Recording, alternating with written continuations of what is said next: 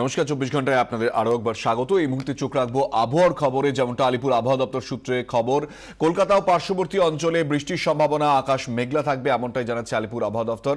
আমাদের প্রতিনিধি প্রীতম দে এই মুহূর্তে সরাসরি লালদিঘি চত্বর থেকে আমাদের সঙ্গে রয়েছেন। প্রীতম, কি জানাচ্ছে আলিপুর আবহাওয়া দপ্তর?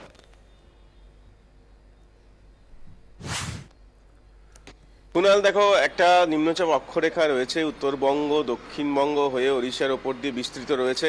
সেই নিম্নচাপ অক্ষরেখার ফলশ্রুতিতে আগামীকাল এবং তারপরের দিন রবিবার বৃষ্টির সম্ভাবনার কথা বলা হচ্ছে আবহাওয়া দপ্তর সূত্রে। কুনাল, যেটা বলার সেটা হচ্ছে যে এই হোলির দিনের পর থেকে আস্তে আস্তে আবার উত্তরের হাওয়া একটুখানি সক্রিয় হয়েছিল, ফলে শুষ্ক ঠান্ডার যে শীতের যে আমেজ সেটা কিন্তু টের পাচ্ছিলেন শহরবাসী।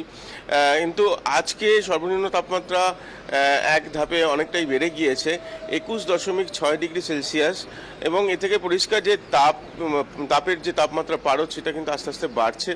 এবং যেটা হচ্ছে যে দক্ষিণের যে দক্ষিণা হাওয়া, সেই দক্ষিণা হাওয়া জলীয় বাষ্পপূর্ণ মেঘ আবার ঢোকাচ্ছে আমাদের এই আবহাওয়া মণ্ডলে, ফলে বৃষ্টি হওয়ার যে পরিস্থিতি সেরকম পরিস্থিতি তৈরি হয়েছে।